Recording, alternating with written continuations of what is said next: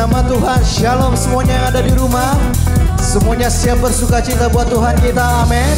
Sama-sama kita bangkit berdiri. Kita saksikan kebaikan Tuhan buat hidup kita. Haleluya. Tiada taranya, tiada bandingannya, kebaikan-Mu Bapa di hidupku. Mengubah segalanya, kasih yang ku terima tak tergantikan, tak tergantikan. Ku nyanyikan kebaikan-Mu yang tak lekang oleh waktu, yang selalu mengalir dan tak pernah berakhir di hidupku. Yang percaya katakan amin. Hey.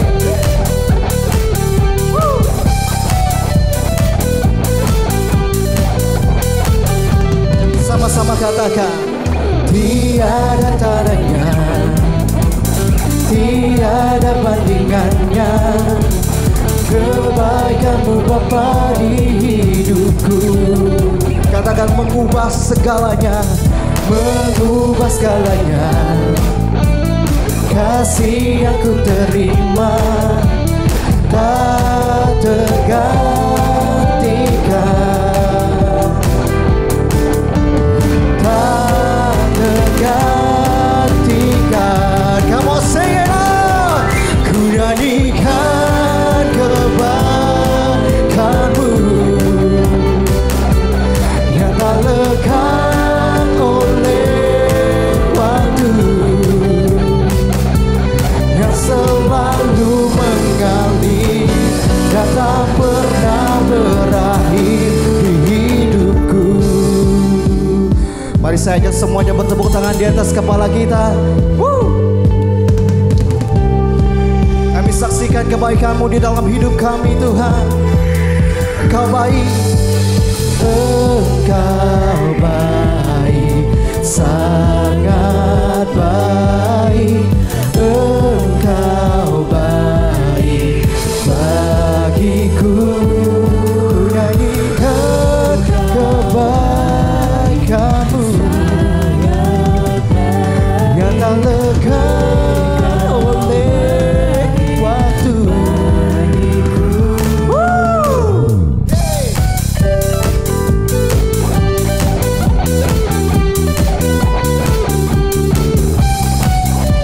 Kau baik Tuhan di dalam hidup kami.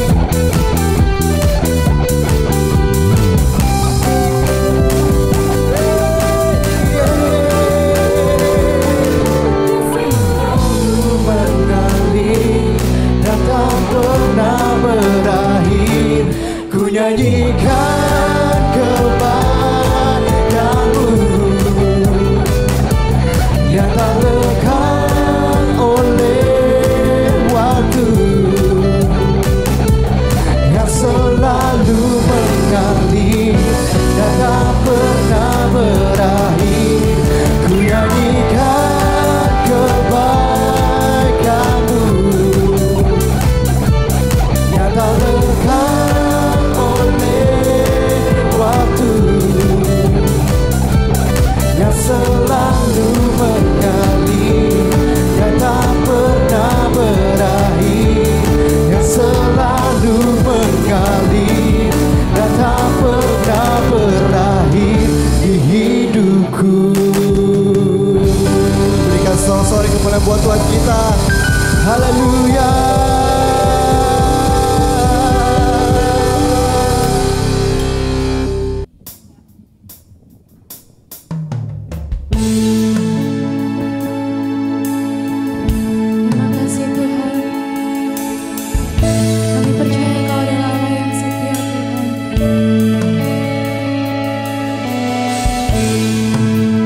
Tiada yang dapat memisahkan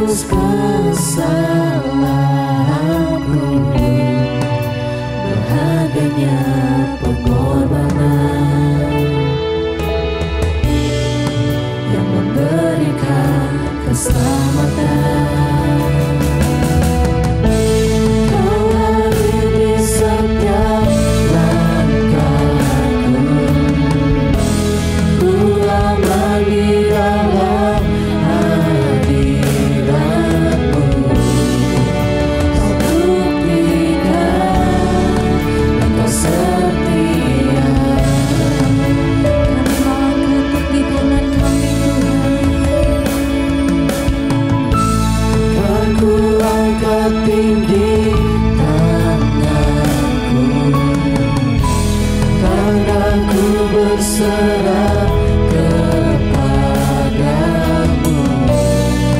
selamanya. Engkau setia.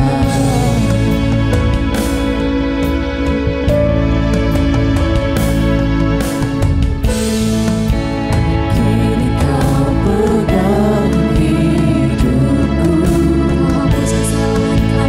dan kau hapus kesalahan.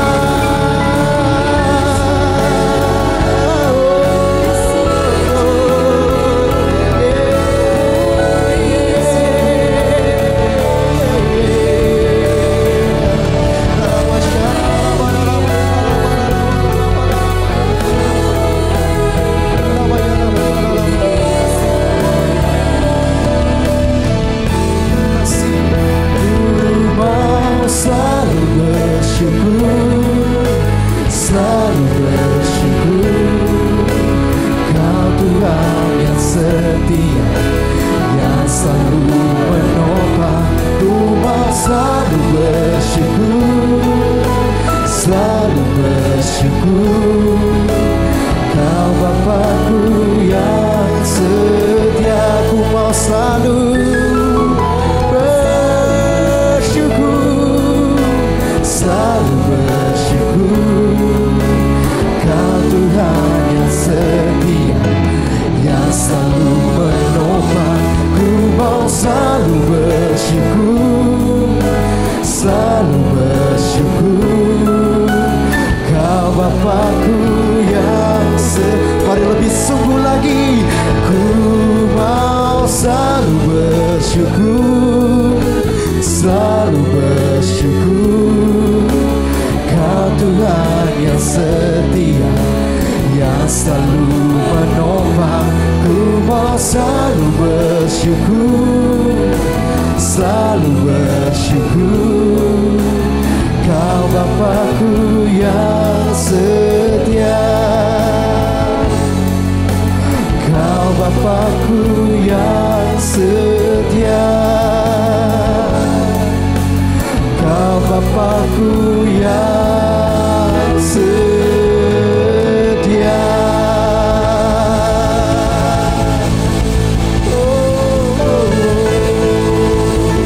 Berikan tepuk tangan yang paling dahsyat buat Tuhan kita yang berkuasa dulu, sekarang, sampai selama-lamanya. Sama-sama katakan haleluya.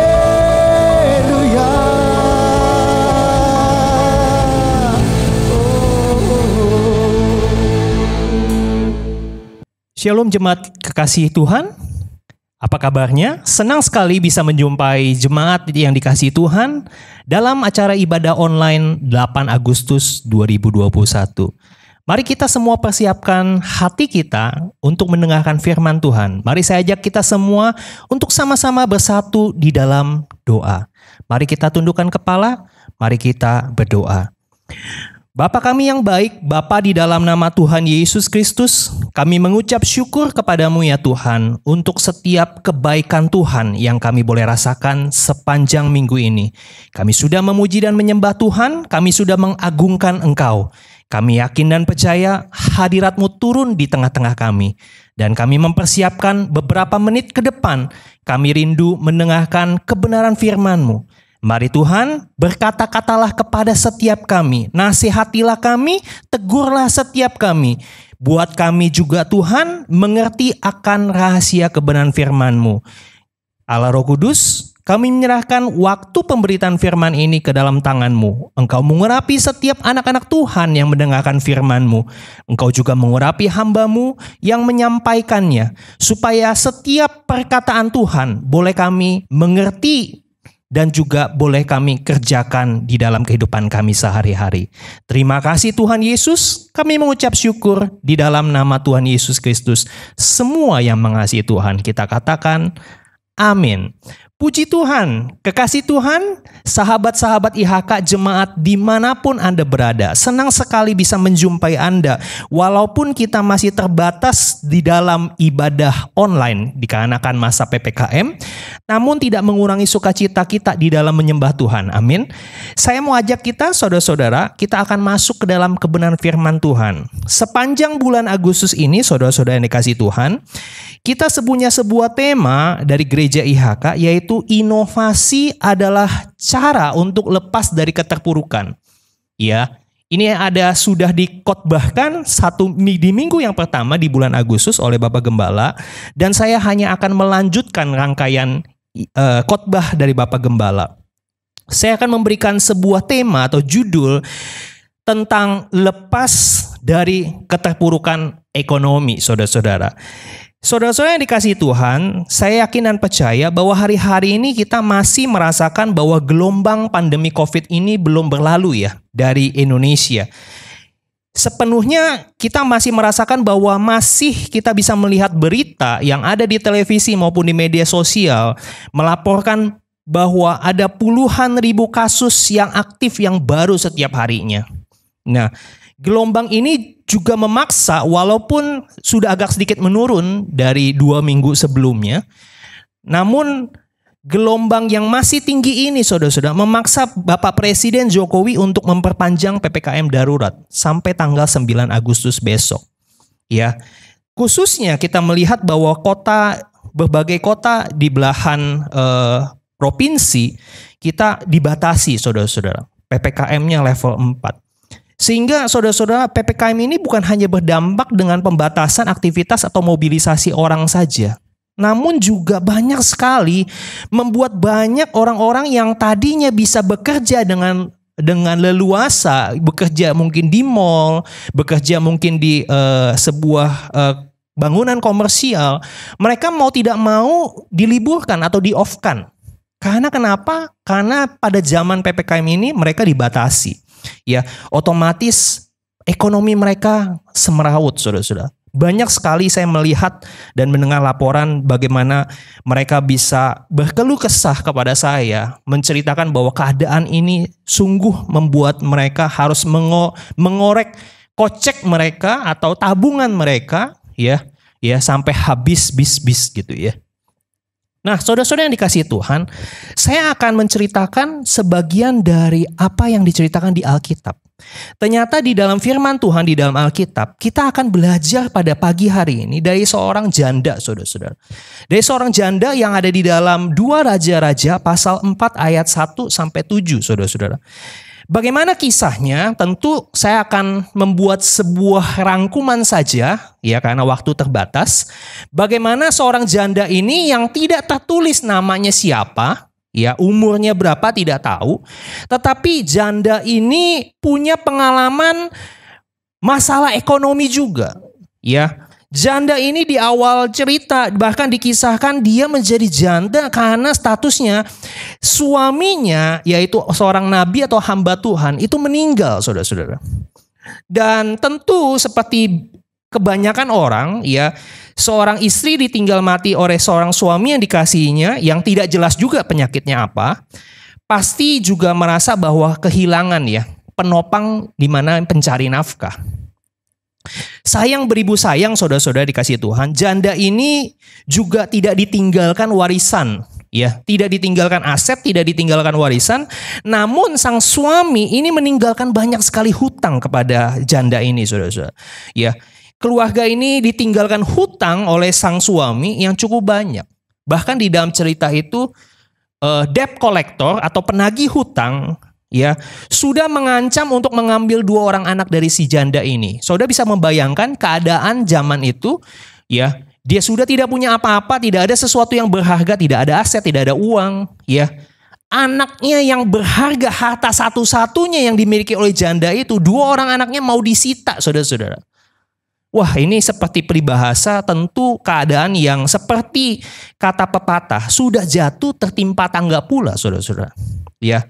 Keadaan yang tidak mengenakan, sudah ditinggal mati orang-orang yang disayangi, ditinggalkan hutang, dan anaknya mau diambil, ya, sebagai budak, ya, sebagai pelunas hutangnya daripada keluarga ini.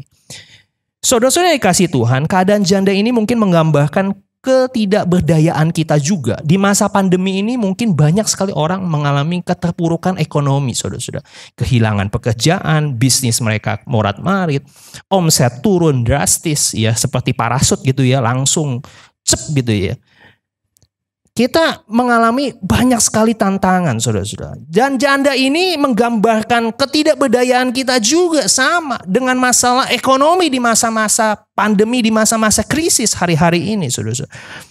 Tapi saya mau mengatakan bahwa mari kita belajar sama-sama pada pagi hari ini. Bagaimana seorang janda ini bisa keluar atau lepas dari keterpurukan ekonomi yang dihadapinya. Dia bisa lepas daripada hutangnya. Tentu pasti ada alasannya yang kita mau pelajarin pada pagi hari ini. Amin. Ya, seperti biasa saya memberikan 4 tips. Kalau Bapak Gembala minggu pertama memberikan 3 tips, di sini ada 4 tips. 4 tips bagaimana cara keluar dari keterpurukan. Belajar dari janda ini, saudara-saudara. Saya bacakan di ayat yang pertama, kita akan menemukan tips yang pertama. Bagaimana bisa keluar dari keterpurukan ekonomi. 2 Raja-Raja 4 ayat yang pertama.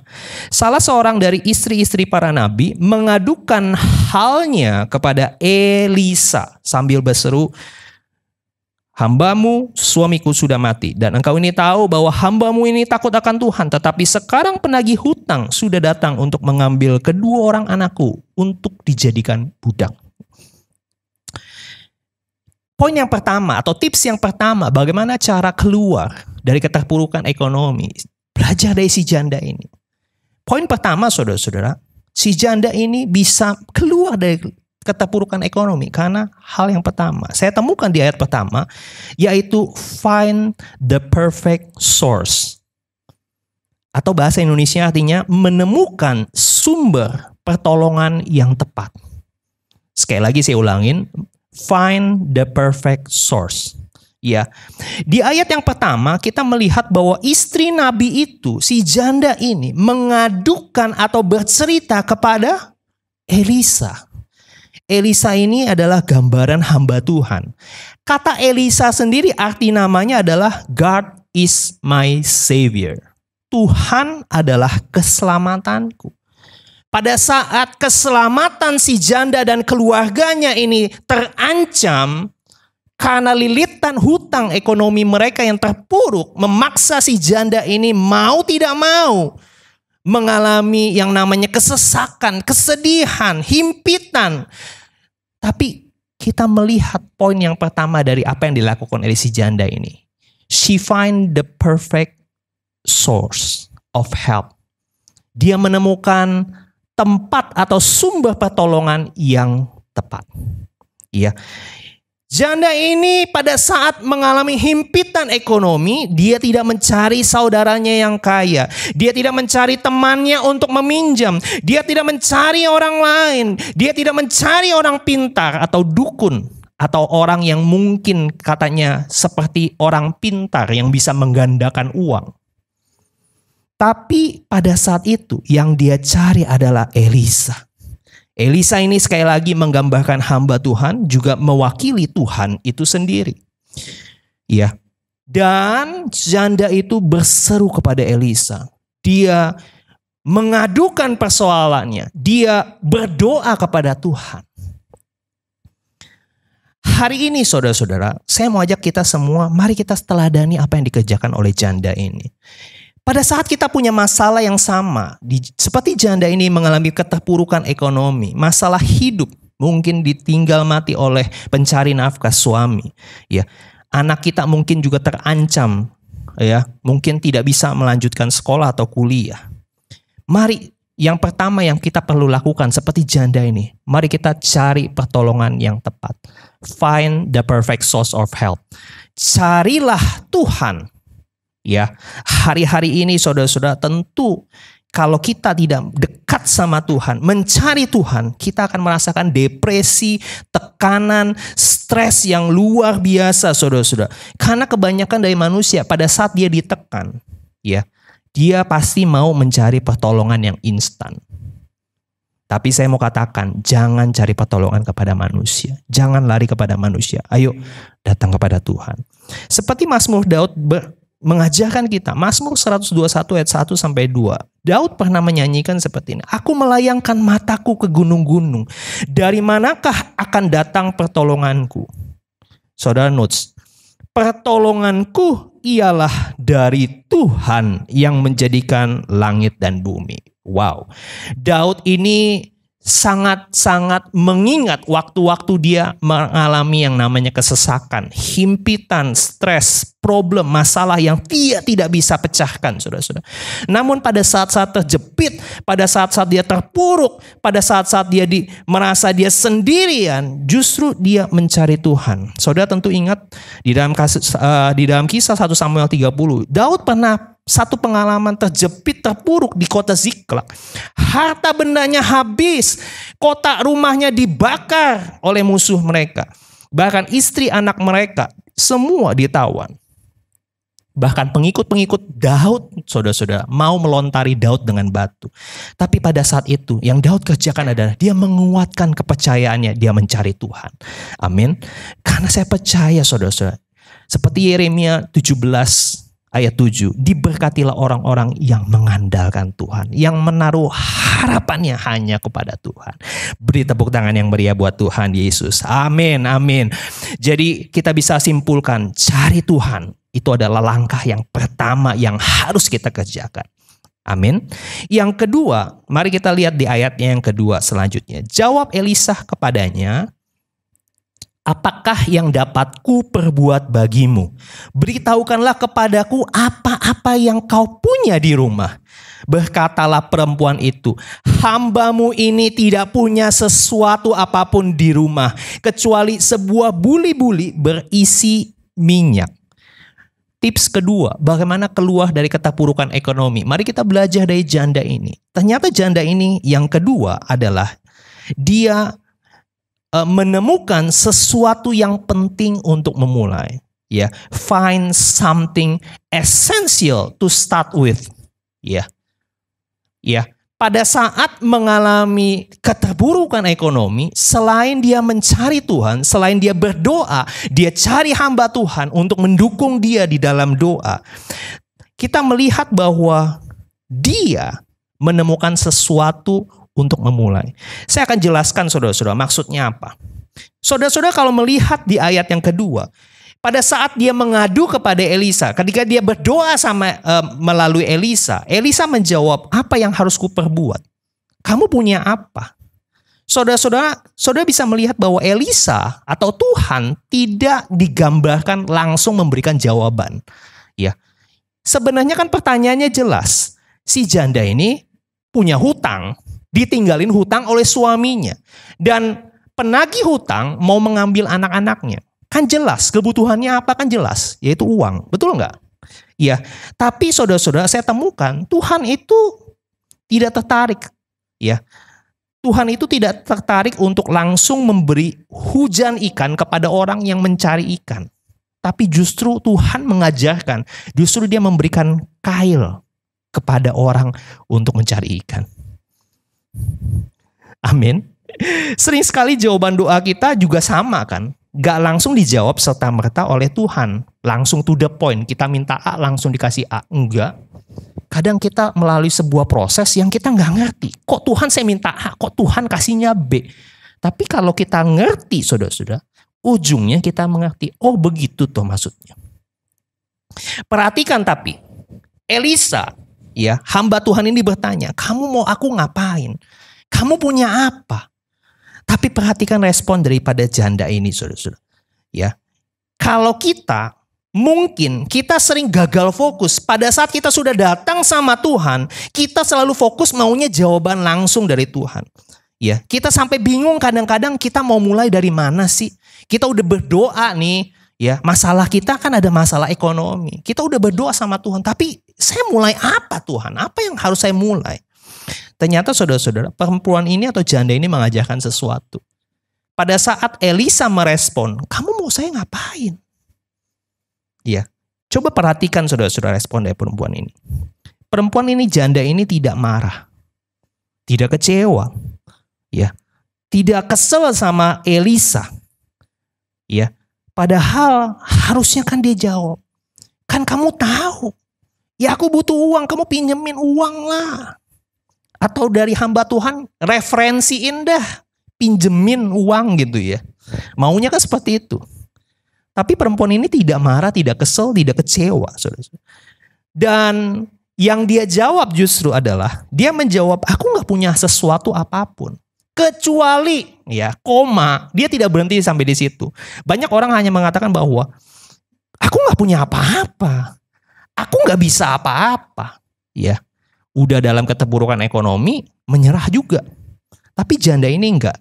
Ya, dia bilang dia nggak punya sesuatu apapun di rumah kecuali sebuah buli-buli berisi minyak. Nah, ada hal kecil saudara-saudara, ada something small.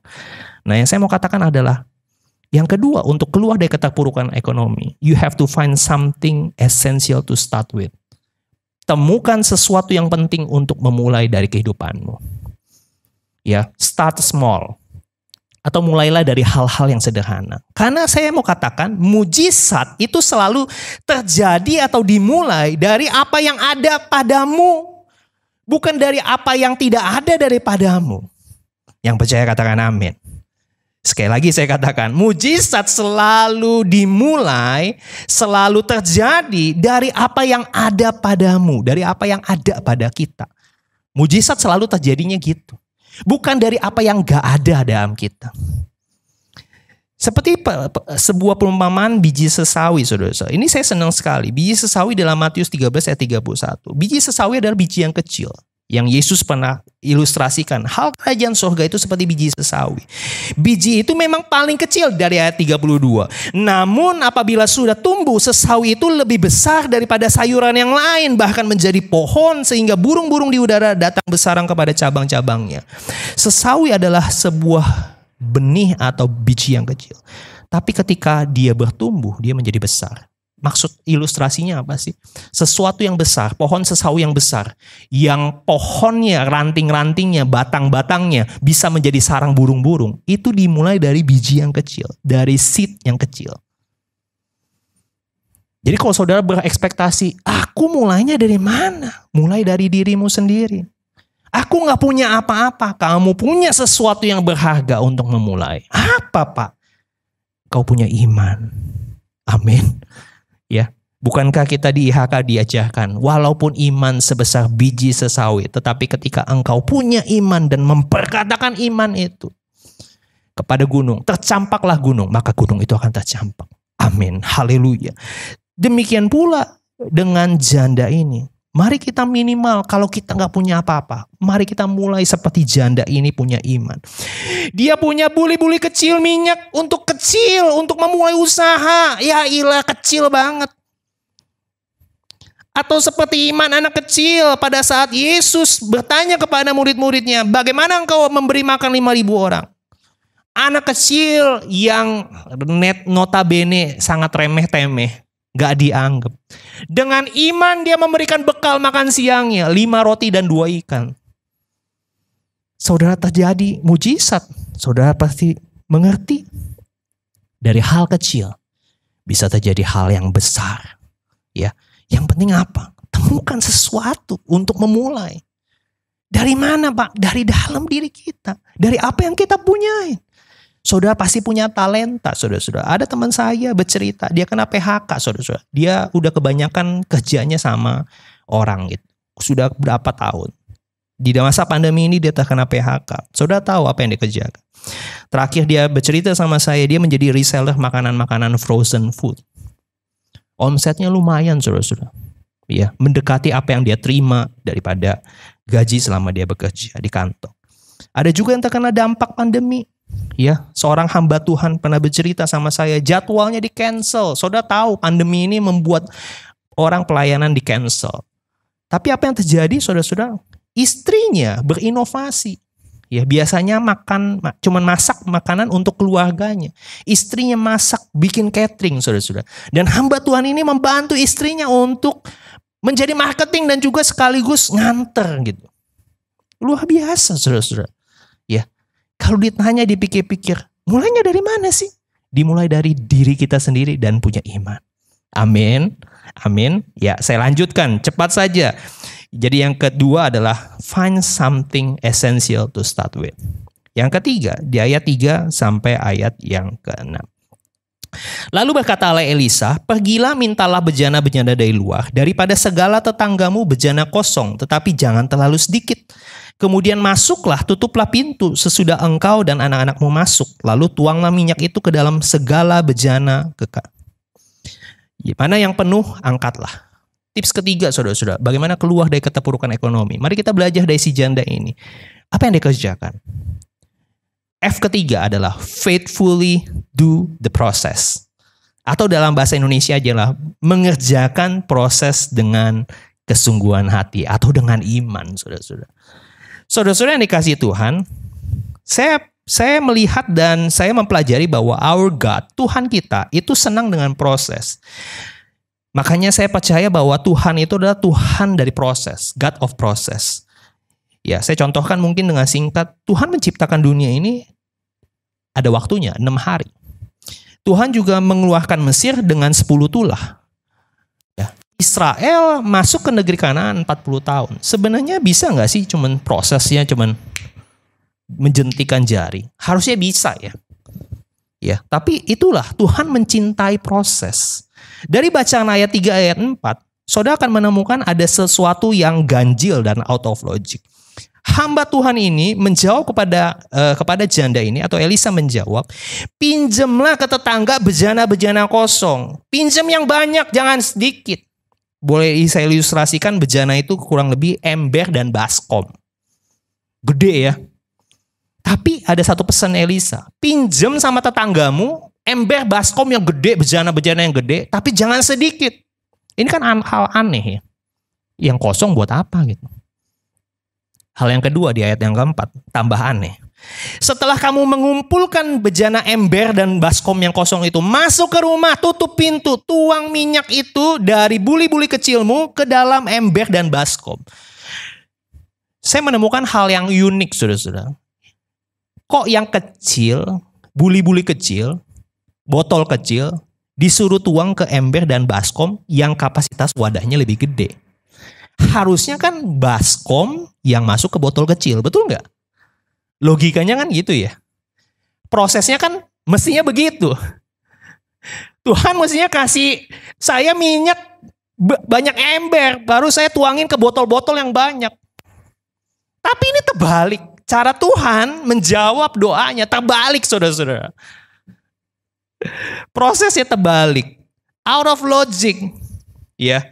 Kan aneh, gak nyambung. Tapi coba perhatikan sekali lagi respon daripada si janda ini. Saya bersukacita di ayat yang kelima dan keenam. Pergilah perempuan itu daripadanya dan dikerjakanlah, ditutuplah pintu. Ya, sesudah dia dan anak-anaknya semua mengumpulkan ember, bejana-bejana ember dan baskom itu banyak mungkin ya.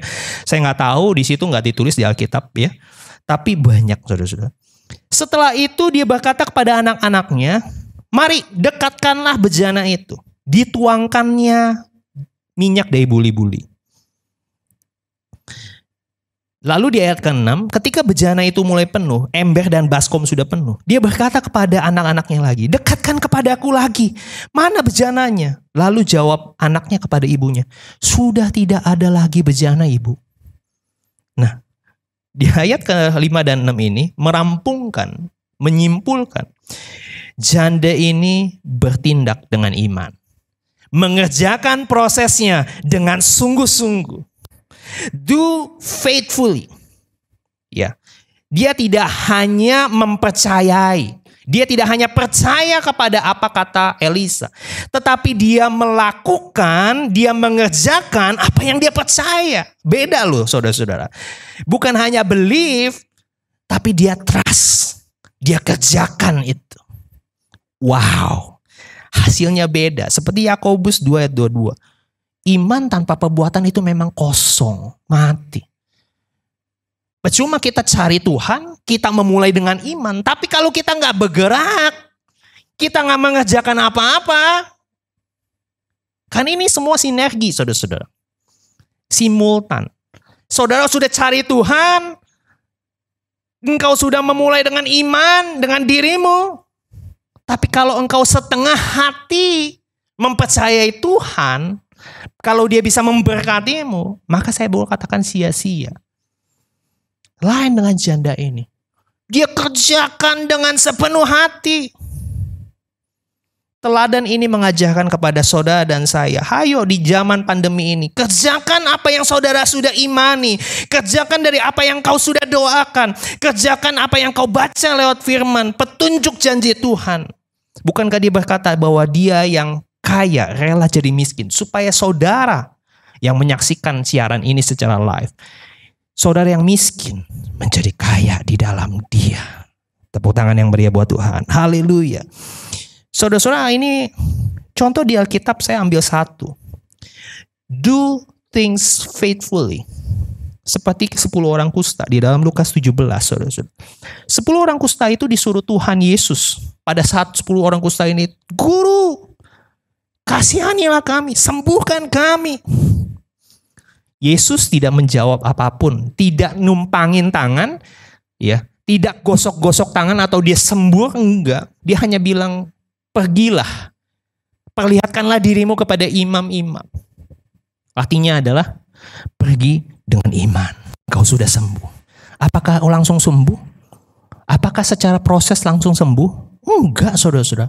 Di dalam perjalanannya mereka percaya sama Tuhan. Di dalam tengah-tengah perjalanannya tiba-tiba ada mujizat. Haleluya. Makanya saya senang sekali kalau orang mencintai prosesnya Tuhan, mengerjakan proses itu dengan penuh hati, dengan iman. Saya percaya di situ ada pertolongan Tuhan. Di situ Tuhan mengintervensi, ada berkat dan mujizat yang menolong engkau tepat pada waktunya. Berikan tepuk tangan yang meriah buat Tuhan. Oke, poin yang keempat, saudara-saudara. Kita akan melanjutkan poin yang keempat, poin yang terakhir di ayat yang ke-7. Kemudian pergilah perempuan itu memberitahukannya kepada abdi Allah, dan orang ini berkata, pergilah, jualah minyak itu, bayarlah hutangmu, dan hiduplah dari lebihnya, engkau serta anak-anak. Tadi yang pertama, find the perfect source. Mencari sumber yang tepat, yaitu Tuhan. Yang kedua, ya, find something essential to start with. Cari diri, introspeksi diri, kita punya apa? Ya, untuk memulai itu mulainya dari diri kita. Ya, yang bisa nolong kita itu selain Tuhan adalah diri kita sendiri, bukan orang lain. Ya, yang ketiga tadi dikatakan faithfully do the process. Yang keempat, di ayat yang ke-7 ini adalah focus on goals. Ya, F keempat yang terakhir, tips keempat, bagaimana janda ini keluar dari keterpurukan ekonomi adalah focus on goals. Berfokus kepada tujuan. Mari kita lihat saudara-saudara, ketika mujizat itu sudah terjadi atau sedang terjadi, si janda ini yang pertama lihat responnya, dia tidak melupakan Tuhan. Banyak sekali saya melihat ya, kisah-kisah di Alkitab, padahal saya juga melihat bahwa banyak sekali orang itu ditolong Tuhan, diberkati Tuhan pada saat dia terpuruk ekonomi, ya. Kemudian dengan ajaib dia menerima mujizat, ditolong Tuhan, diberkati dengan luar biasa. Tapi banyakan daripada orang-orang tersebut, orang itu selalu lupa sama Tuhan. Lupa sama hamba Tuhan yang mendoakannya. Janjinya sih nanti katanya nanti saya ajak Bapak ke luar negeri, saya akan bantu gereja Bapak dan lain sebagainya. Pelayanannya saya biayain dan lain-lain sebagainya. Janji-janji saja. Tapi kenyataannya lupa. Ya itulah sebabnya saya juga berkata, ya berharap sama manusia mengecewakan. Berharap saja kepada Tuhan. Nah, yang pertama saya mau katakan, jangan pernah lupakan Tuhan. Ya, jangan pernah lupakan Tuhan. Ya, pada saat saudara dijawab pergumulanmu, prosesmu selesai, jangan pernah lupa Tuhan. Yang kedua, saudara lihat apa yang dikatakan oleh abdi Tuhan itu, dia berkata bahwa pergilah jualah minyak itu. Saudara jual minyak itu harus ada usaha. Ada melakukan proses kembali. Proses tidak berhenti ketika saudara menerima mujizat. Ada proses selanjutnya yang saudara harus kerjakan, yaitu menjual. Ya, berarti ada proses yang sebelumnya. Si janda ini belum pernah jualan minyak, betul nggak? Dia kan biasa kan terima uang dari suaminya. Suaminya yang bekerja, mencari nafkah dan memberikan nafkah. Tapi dia harus menjual, dia melakukan apa yang dia sebelumnya belum pernah kerjakan. Bisa ngeluh nggak? Bisa aja. Tapi saya melihat bahwa janda itu fokus kepada tujuannya. Tujuannya apa? Tujuannya adalah lepas dari keterpurukan ekonomi, lepas dari lilitan hutang. Ya, artinya dia harus mengandalkan apapun yang dikatakan Tuhan. Ya, apapun yang dikatakan oleh hamba Tuhan, dia kerjakan. Yang terakhir, ya, kalau kita fokus sama tujuan, ya, kita akan kuat menjalani proses. 2 Korintus 4 ayat 17, sebab penderitaan ringan yang sekarang ini mengerjakan bagi kami kemuliaan kekal yang melebihi segala-galanya, jauh lebih besar daripada penderitaan kami. Rasul Paulus pernah berkata bahwa kami pada saat menginjil memang menderita. Tapi penderitaan itu tidak sebanding dengan kemuliaan yang besar yang akan kami terima, saudara-saudara. Maksudnya apa sih? Saudara pernah ingat, ya mungkin gambar nanti ada ilustrasi, bisa saudara lihat di layar. Seorang pelari halang rintang, ya di dalam olimpiade, tidak akan mempermasalahkan kenapa banyak rintangannya. Kenapa banyak sekali obstacle yang dia harus lompatin, harus dia laluin. Ya, mungkin di latihannya ada yang kesangkut kakinya, mungkin dia harus jatuh, dia harus lecet, dia harus cedera. Tapi itu tidak penting. Fokusnya selalu saya lihat dan perhatikan, pelari itu hanya fokusnya satu, menyelesaikan pertandingan atau pelari itu dengan secepat-cepatnya. Fokusnya hanya finish line, fokusnya hanya goal, fokusnya hanya tujuannya. Karena pada saat dia menang, segala penderitaan, segala latihan-latihannya, segala jerih lelahnya itu sudah terbayar lunas. Amin. Ya. Nah, sama saudara-saudara, ketika Tuhan Yesus menyelamatkan kita dari dosa, menebus kita dari dosa, dia harus melewati proses. Tahukah saudara, dia sampai mengucurkan keringat dan menjadi darah. Ya, saking takut dan saking luar biasanya. Tapi dia lewati proses itu dengan kuat. Kenapa? Karena dia fokus pada tujuan. Menyelamatkan orang yang dia kasih, yaitu saudara dan saya. Amin. Ingat saudara-saudara, fokus pada tujuan. Mengingatkan juga kepada janda ini, ya, bahwa masalahmu adalah masalah ekonomi, masalahmu adalah hutang. Jadi katanya setelah engkau jual minyak itu, bayarlah hutangmu, itu prioritas utama. Jadi orang Kristen, kalau saudara pernah pinjam hutang, pernah pinjam uang kepada orang lain, ketika saudara diberkatin, hal pertama jangan lupakan Tuhan. Hal kedua, jangan pernah lupakan engkau pernah meminjam. Ya, sering sekali saya melihat bahwa orang Kristen itu kurang ajar. Ya, udah lupa Tuhan, lupa lagi bahwa dia pernah ditolong, lupa pernah dia dihutangi sama orang. Orang yang menghutangi saudara itu menyisihkan dia punya kepentingan untuk menolong saudara. Jadi saya ingatkan sekali lagi, ya, kalau saudara ditolong sama Tuhan, kalau saudara lepas dari keterpurukan ekonomi, jangan pernah lupakan Tuhan, jangan pernah lupakan orang-orang yang pernah membantumu. Fokus on goals, ya. Seperti janda ini. Maka saya percaya hidup itu lebih berarti. Hidupmu bisa jadi berkat. Amin. Jadi 4 kesimpulan, 4 hal yang dilakukan janda. Finding the perfect source yang pertama. Yang kedua, find something essential to start with. Yang ketiga, faithfully do the process. Yang keempat, focus on your goals. Tuhan Yesus memberkati. Mari kita tunduk kepala, mari kita akhiri dengan doa. Tuhan Yesus, terima kasih. Kami sudah mendengar firman-Mu, kami sudah belajar bahwa ada 4 hal yang harus kami kerjakan seperti janda ini. Kami rindu Tuhan, hamba-Mu rindu berdoa untuk setiap jemaat-jemaat-Mu yang hari-hari ini mengalami keterpurukan ekonomi. Tolong mereka Tuhan, biarlah mereka mendengar firman ini, mereka menangkap sesuatu pesan daripada Tuhan. Mereka harus memulai dengan iman, mereka harus mencari Tuhan, dan mereka harus mengerjakan sesuatu dengan iman dan sungguh-sungguh. Dan mereka harus fokus kepada tujuan, yaitu Tuhan akan menjawab dan memberkati mereka. Terima kasih Tuhan Yesus. Tuhan juga memberkati semua jemaat IHK dimanapun mereka berada, memberkati pekerjaan mereka, memberkati usaha mereka, memberkati studi mereka, dimanapun mereka berada. Lindungi Tuhan, jauhi dari segala virus COVID, dan kami percaya datang kerajaan-Mu, jadi kehendak-Mu di bumi seperti di sorga. Terima kasih Tuhan Yesus. Terima kasih Bapa, terima kasih Roh Kudus. Hamba-Mu selesai berbicara, biarlah Engkau sendiri yang terus berbicara di dalam kehidupan kami. Dalam nama Tuhan Yesus, semua kita yang mengasihi Tuhan kita berkata, amin. Tuhan Yesus memberkati. Shalom Bapak Ibu sekalian yang terkasih di dalam Tuhan. Happy Sunday. Mari sama-sama saya mengajak Bapak Ibu sekalian untuk memberikan persembahan dan mengembalikan persepuluhan melalui rekening yang ada di layar Anda. Mari sama-sama saya mengajak kita semua untuk berdoa. Bapa yang baik, Bapa, kami mengucap syukur buat hari ini. Sebentar kami akan memberikan persembahan dan mengembalikan persepuluhan. Kami percaya Tuhan Kau memberkati setiap kami. Apa yang kami kerjakan Tuhan Kau memberkati kami. Tuhan, kami memberi karena kami begitu mengasihi Engkau.